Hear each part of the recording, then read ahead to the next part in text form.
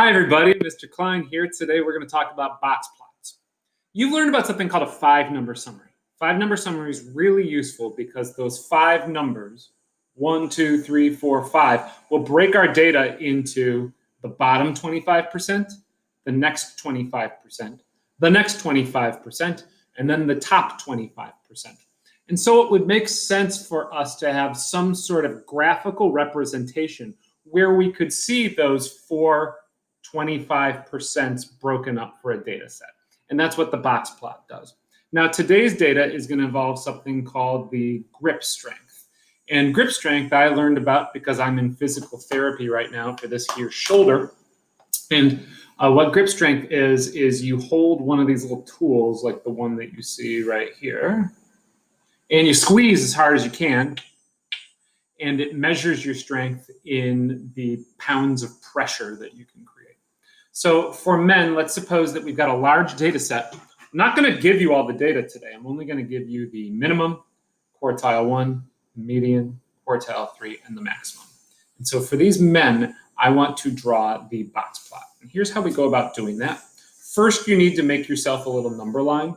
And on that number line, make sure that you include a label. So these are going to be grip strengths. And it's measured in kilograms of pressure. And then let's suppose we start with the males. And all I'm going to do is take this number, this number, this number, this number, and this number. Those 5 numbers from the 5-number summary, and I'm going to plot them on a line.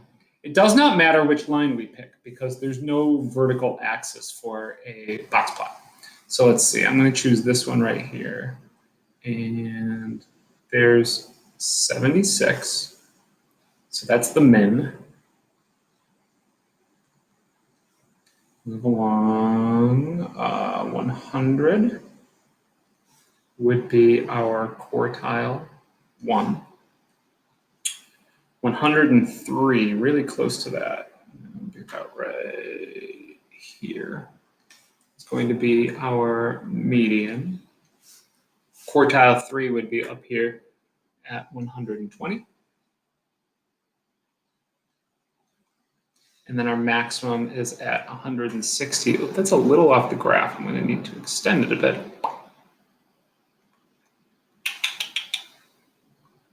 All right, so I've got those 5 points plotted. We take quartile 1 and quartile 3 and we draw a box around it. So that box would look something like this. Vertical line,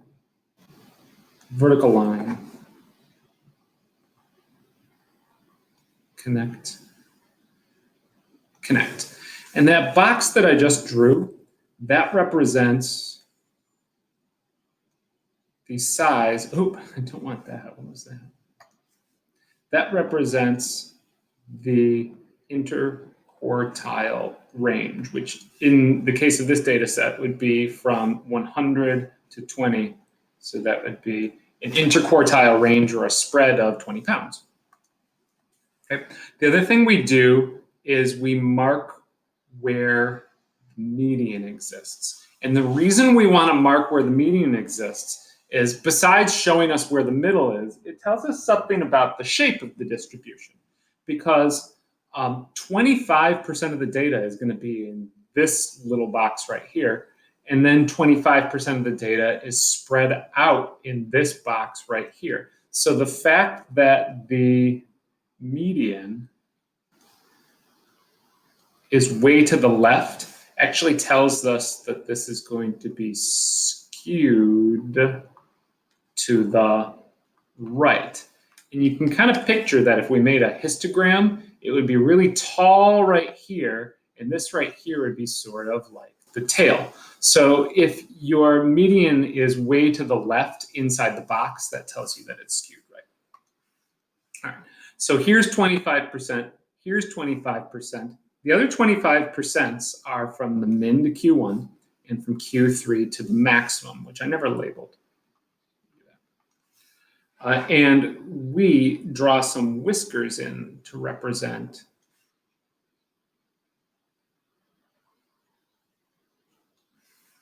those to 25%. Okay, so there is our box plot. We can look at this box plot, we can tell the shape, and we can tell where the 1, 2, 3, 4 quartiles are. Now, one thing that I notice is that this last quartile is much, much larger than all of the other quartiles, and I'm kind of wondering if this point right here is an outlier.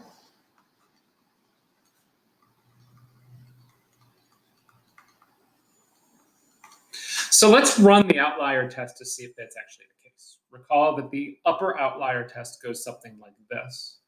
You need to take Q3 and add to it 1.5 times the IQR. So in the case of our data, the third quartile is right here. It's 120. So it would be 120 plus 1.5 times the interquartile range, which we calculated is 20. Now, 1.5 times 20 is 30. So 120 plus 30 would give us 150, meaning that any value that's larger than 150 is going to be an outlier. Translation, this is an outlier.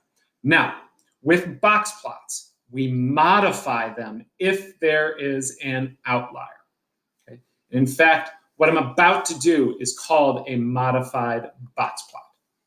So the first thing that we do is I'm going to erase this guy. And I'm going to mark back where that outlier was at 160. And then to draw the rest of the graph, we need another piece of information. So suppose that the next largest value is 147. Now, 147, according to our outlier test, is not an outlier. So what we do is we mark where 147 happens. So it would be right about, let's see, right about there. And then we connect the whisker here, leaving a gap.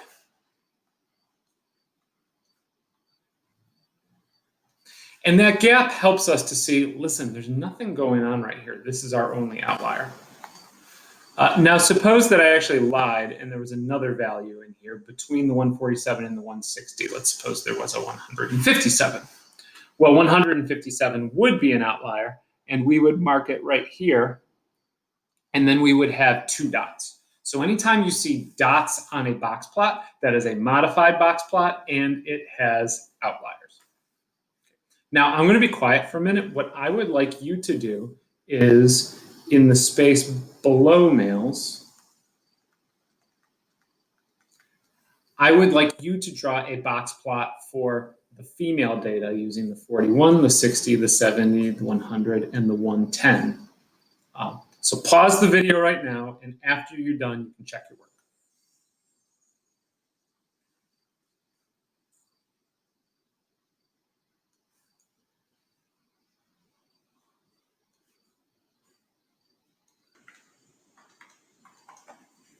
Okay, folks, take a look. This is what your female box plot should look like. If that doesn't make sense, when you see me today, we can talk about it. Once we've got 2 box plots like this, the idea is it should be pretty easy for us to do a comparison. So if we were going to compare these, as always, we would talk about the shape, the center, and the spread. For the shapes, we would say that both of them are skewed right, because see how for the female data, this median is a little bit to the left side of the box as well. So both skewed right.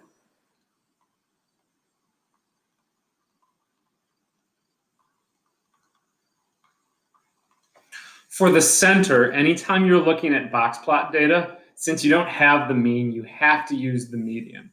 So I would come up here, I would look at these 2 values, and I would say that the median male grip strength is 33 kilograms greater.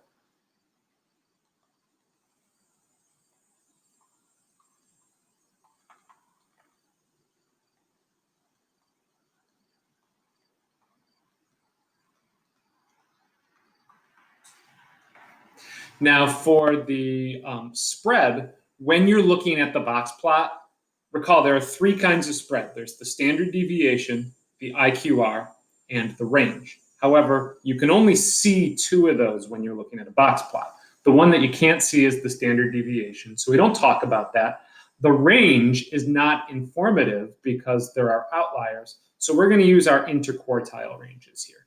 The IQR for the male data, as we already talked about, was 120 minus 100 is 20, and the IQR for the female data is 40. It's considerably larger, and that's easy to see because if you look here, those interquartile ranges are the widths of the boxes, and the box is much larger here. So we would say there is more variation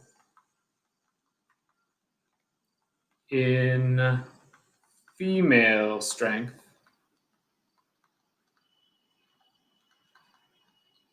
because IQR is 20 kilograms greater. And there it is, folks. You know how to make a box plot, and you know how to compare two box plots.